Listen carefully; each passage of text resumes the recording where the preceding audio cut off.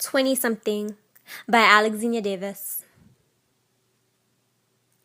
I don't know what a midlife crisis feels like, but I know I'm going out to party tonight, and that I'll probably head straight to the bar to order an iced tea, spiked, and that I'll dance to a tune or two that I've spoken of negatively in a poem before, and that the sun will probably be making its day's debut just as I head for the door, and that I'll grab a seat on the train across from a stranger looking stranger than the one from the night before, but not enough to ignite any real sense of danger. So with eyes half closed, I'll drift to sleep between each stop, letting pieces of a dream seep and creep into my thoughts, and until I reach my destination, I'll feel disturbingly comfortable. My hand gripping a metal bar, the strap of my heel gripping my ankle, the crux of my dress gripping my waist, and I'll feel right at home, because this is how I spend my nights, under the beating lights of a subway car, drifting to sleep over a screeching symphony, swaying back and forth, and seriously, these people better not sit next to me. I need my space. I know it's late, but don't test me. I want to relax, even though this hard-ass seat is no type of box spring for a queen.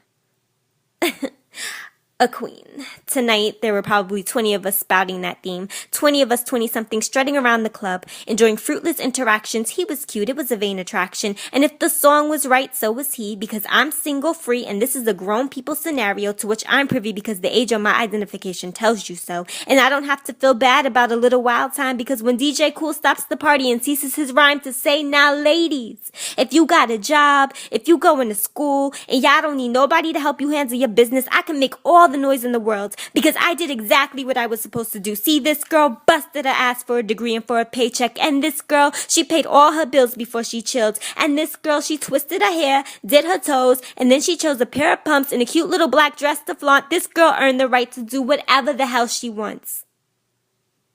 But see, DJ Cool ain't said nothing about this girl being a queen. And it wasn't a thing until I sat down on this hard-ass box spring and realized that it will never be a throne. And that getting thrown left to right in the middle of the night isn't something that you strive to own.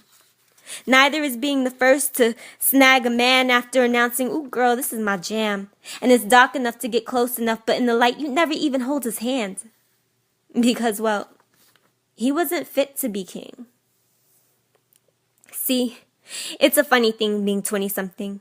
You're no longer a teen where there's room to front street your imperfections without facing complete societal rejection. So practically any left turn can become an exaggerated example of how by now you should have known better.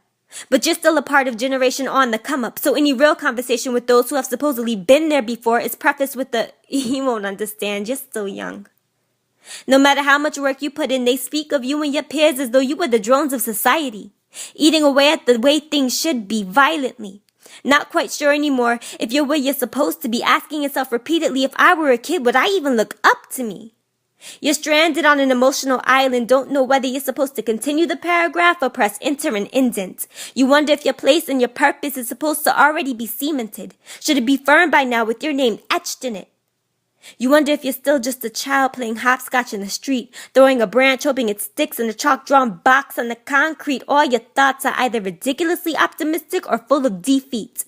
And you don't want to add to your despair, but you just need someone to tell you that this feeling doesn't disappear, that it doesn't change with age, and that it's all fucking mental. To not be afraid when you're stranded on that island, to not band with the clan that relaxes in the shade, but to jump aboard that splintery wooden vessel and row your boat away from shore, because the point is to never want to fully rest your oar. Or would those words be way too much to carry? So instead, there's only one piece of advice that resonates and that you bury. Enjoy your 20s.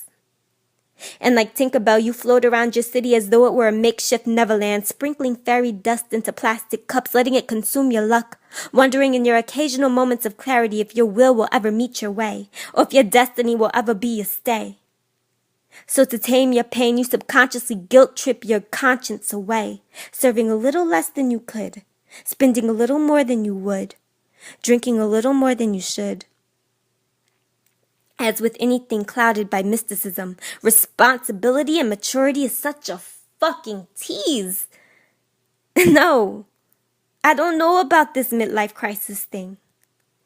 I just think it's scary to forget that at one point, you couldn't wait to be queen.